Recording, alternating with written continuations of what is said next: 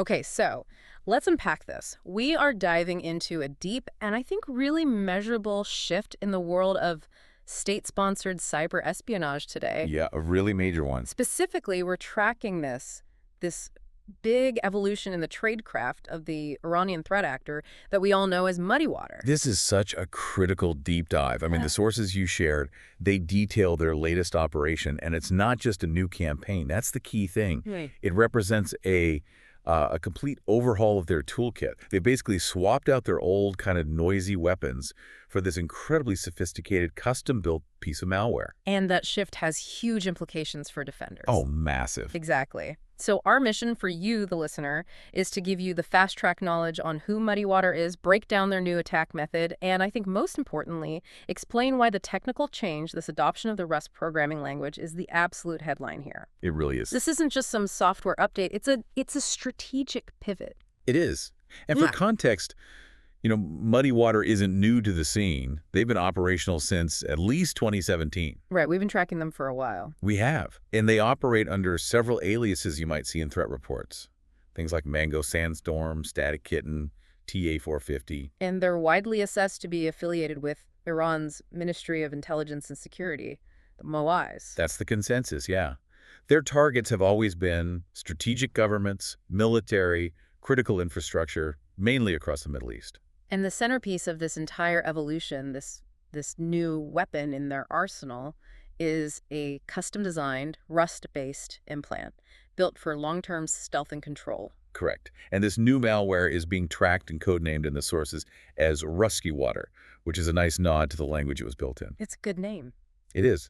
But you should be aware you might also see it called Archer RRAD or RUSTRIC, depending on which security firm's report you're reading. But it's all the same tool. It's all the same deadly tool. So let's look at the targets, because the victims of this campaign really reveal the group's calculated strategic priorities. This wasn't, indiscriminate spamming. Not at all. The spear-phishing was highly targeted at diplomatic, maritime, financial, and telecom entities, primarily across the Middle East. They're aiming at the core nervous system of their regional rivals. Exactly. And what's also important here is the broader deployment map. I mean, while the main focus seems to be the Middle East, if we look at related activity, we see this RUSTRIC malware showing up in other highly sensitive areas. Okay, so where else are we seeing it pop up? Specifically, Secret Labs had previously flagged the use of RUSTRIC, which, by the way, they track as UNG0801, and Operation Icon Cat in attacks, targeting some really vital sectors within Israel. Such as? We're talking IT firms, human resources, software development companies, and that's a critical one, managed service providers. Okay, wait, MSPs. Let's pause there for just a second because I want to make sure everyone listening is on the same page. What exactly is a managed service provider, and why is that such a lucrative target for an espionage group? That's a great question. An MSP is essentially an external company that manages and maintains the IT systems for lots of other businesses. So email, security, networks, all of that. All of it. They hold the keys to so many castles. So if MuddyWater successfully compromises an MSP, they don't just get access to one target. Right. They potentially gain a foothold into dozens, maybe even hundreds of downstream client networks all at once. So it's the ultimate force multiplier for espionage and data theft. Precisely. Hitting one IT management company gives them a spider web of access to high-value clients. Yeah. It's just efficiency and infiltration. That makes perfect sense. Okay, now let's get into the mechanics of the attack chain, starting with the initial lure. This is that moment where, human behavior really determines the success or failure of the whole thing. It always comes down to the person, doesn't it? It does. And the sources detail these spear-phishing emails that use a particularly cynical, almost brilliant trick. They masquerade as cybersecurity guidelines. It's fantastic social engineering. It completely exploits the user's desire to do the right thing, to be safe and compliant. Of course. You get an email, it looks like it's from your internal security team maybe, about some urgent new policy? Who is going to ignore a document titled Critical Security Update? You're almost conditioned to open it. It leverages trust and urgency. So you open the attachment, which is a malicious Microsoft Word document. What happens next? Well, the document is designed to look like it needs you to do something. And the critical step, that sort of moment of self-betrayal, is when the user sees the notification bar at the top and is instructed to click Enable Content. And that single click is the trigger. That's the trigger. Yeah. It activates the execution of an embedded malicious VBA macro. So a VBA macro, that's basically just a tiny script hidden inside the Word document, right? For anyone listening who might be less familiar, how does that small script become such a big problem? Think of the VBA macro as the match. It's a very small piece of code, but its entire function is to act as a disposable, a stage 1 dropper. Okay. It bypasses the need for the threat actor to email the final, much larger malware file directly. This little macro is solely responsible for reaching out to the internet, pulling down and deploying the ultimate payload. Which is the Rust implant binary, RustyWater. That's the one. And just to tie a bow on that delivery method, the sources noted they're using icon spoofing at this stage. They are, yeah. So they're making the malicious file look like something innocent, like a standard PDF or some other harmless document type, which just enhances the deception even more. Exactly. The whole presentation is professional, it's highly deceptive, and it's exploiting all these visual cues and trusted themes. Okay, so this is where it gets really fascinating for me and where we address why security researchers are sounding the alarm on this. It's the technical evolution. Right. MuddyWater was historically known for being, I don't want to say lazy, but Resourceful. Maybe a bit lazy, yeah. They relied heavily on built-in Windows features, things like PowerShell and VBS loaders, for their initial access. in post-compromise, they were often caught just using legitimate, off-the-shelf remote access software. They weren't building bespoke tools, they were weaponizing existing ones. And that reliance was a real double-edged sword for them. It meant, sure, lower development costs, but it also made them way easier to track. How so? Well, PowerShell scripts are pretty easy to flag because they involve launching an interpreter and generating predictable process-level behavior. Security tools. They're explicitly designed to monitor for exactly that kind of activity. So that era of operational simplicity is clearly fading for them. It is. The sources confirm this. They have been gradually transitioning. They've developed other custom tools like Phoenix, UDP Gangster, Bug Sleep, also known as MuddyWater and MuddyWater. But now they've taken the next huge leap by adopting Rust. Why this immense investment in custom code development now? Why the jump specifically to Rust? It signals a maturation. It's a critical shift toward prioritizing stealth and longevity. The forces call the introduction of a Rust-based implant a notable tooling evolution because of what Rust offers technologically. So it's not just about being new and shiny. Not at all.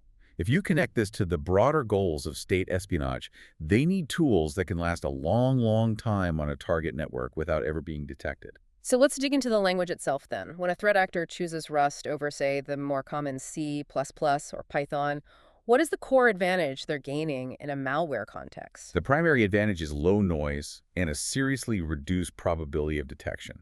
This really comes down to two things: compilation and memory safety. Okay, let's start with compilation. So when MuddyWater used PowerShell, they were relying on the Windows operating system to interpret their script line by line. That whole execution chain, opening the script interpreter, loading files, performing actions, it's inherently noisy. It leaves a huge trail of artifacts. It's like trying to sneak into a building by driving a loud, recognizable truck. Everyone sees and hears you coming. Precisely. That's a perfect analogy. Yeah. Now with Rust, the code is compiled into a single native binary file. It runs directly on the hardware. It doesn't need an interpreter. So it's clean, it's efficient. And it has a much smaller memory footprint. It's so much harder to trace the execution history because it just doesn't leave the same kind of log entries that an interpreted script does. It's like switching from that loud truck to a custom-built, quiet electric vehicle. That makes perfect sense for stealth. What about the memory safety component you mentioned? How does Rust's structural design translate into better espionage? Well, Rust is designed from the ground up to be memory safe. This prevents really common programming errors like buffer overflows errors that frequently lead to vulnerabilities or crashes or just unpredictable behavior in older languages like C or C++L. And from a threat actor's perspective, fewer crashes is a good thing. It's a very good thing. Fewer crashes means the malware is more resilient. It doesn't leave behind crash dumps or generate frequent suspicious error logs that forensic analysts can pick up on. It ensures persistent stability, which is absolutely vital for long-term espionage missions. So they aren't just sacrificing development speed for stealth, they're also investing in stability and reducing their own operational risk of being discovered by a system error. That is the exact trade-off calculation. The development might be a bit slower initially, But the longevity and the lower cost of repeated deployment and maintenance, because it so rarely crashes, makes it completely worthwhile for a state-sponsored actor. And the sources detail the specific functional benefits this new RustyWater implant delivers. It's not just stable, it's loaded with advanced It features. really is. The sources specify that RustyWater supports asynchronous command and control, or C2. Okay, simplify that for us. What does asynchronous C2 mean in practice? It means the implant can communicate with its central server really efficiently without dedicating resources to constantly listen for commands. It can operate in short bursts, making that C2 traffic much harder to spot among normal network noise. And it also has anti-analysis capabilities built right in. Absolutely. It has features designed specifically to frustrate researchers in sandbox environments, those systems we use to safely test malware. This just raises the barrier to entry for forensic analysis. So it's harder for the good guys to take it apart and see how it works. Much harder. A security researcher looking at a compiled Rust binary faces a much more complex, time-consuming challenge than analyzing a simple PowerShell script. The structure is just less predictable, making reverse engineering a nightmare. And finally, modularity. That seems crucial for minimizing the initial footprint. It is the defining feature of modern, sophisticated RAT's remote access Trojans. This particular RAT offers modular post-compromise capability expansion. So think of it like the initial implant is just a small, resilient lockbox placed deep inside the network. It only contains the basic keys needed for communication and persistence. Exactly. It's not deploying an enormous Swiss Army knife of functions immediately. Right, not bringing all the burglary tools in on the first trip. Precisely. Instead, once the threat actor is ready to pivot or exfiltrate data, they can remotely and dynamically download new, specialized modules, file exfiltration tools, reconnaissance scripts, lateral movement code into that existing lockbox shell. Which keeps the initial infection clean, small, and minimizes the risk of a high-value module being caught prematurely. You've got it. It's a fundamental change from their past, lazier methods. So once that VBA macro successfully deploys the RustyWater binary, what's the very first thing that stable, stealthy implant does inside the victim's network? Initial reconnaissance is paramount. Right out of the gate, it gathers victim machine information OS version, system config, and, crucially, it performs environmental awareness. It's checking its surroundings to make sure the coast is clear before it proceeds. That's it. It's actively detecting installed security software, firewall configurations, and endpoint protection solutions. This awareness step informs the attacker on how to proceed. So it might change its behavior based on what it finds. Yes, it might instruct the implant to use different persistence or communication methods based on the security software it identifies. And then, of course, it ensures it sticks around. Yes. Persistence is established very quickly using a specific Windows registry key. This ensures the RAT survives reboots, remains active, and stays connected to its command infrastructure. And once persistence is set, its core mission is that communication, establishing that resilient asynchronous C2 server contact. That's the goal. And we know these C2 addresses are so important for defenders to track. Did the sources give us any specific examples? They did. The sources provided one specific example C2 address associated with this campaign, which is nomercies.at.com. Nomercies.at.com. That's the one. This is the destination for the exfiltrated data and the source of new commands. Once that persistent, low-noise connection is established, the C2 channel facilitates classic remote access functions. File operations, remote command execution. All of it. Uploading new tools, downloading stolen data, and remote command execution, effectively giving MuddyWater full, stealthy operational control over that infected machine. So, stepping back for a moment, this entire deep dive has revealed MuddyWater's calculated evolution. They've moved definitively towards sophisticated, custom-built malware like RustyWater. They are targeting strategic sectors like MSPs, and they're using these highly deceptive lures, fake cybersecurity guidelines that exploit a user's desire for safety. This shift to a less common high-performance language like Rust is incredibly significant. It signals a profound commitment by sophisticated threat actors to increase their resilience and dramatically reduce their detection surface. So what does that mean for the security community? It tells us that relying solely on historical signatures tied to older tools like PowerShell is, frankly, a losing strategy. Threat intelligence must now prioritize tracking tooling changes and development languages just as much as we track the initial attack vectors. The sophistication of the how is now defining the battle space. It absolutely is. That is the essential takeaway for anyone focused on network defense. It demands a shift in focus from catching predictable scripts to detecting the subtle foreign artifacts of custom native code.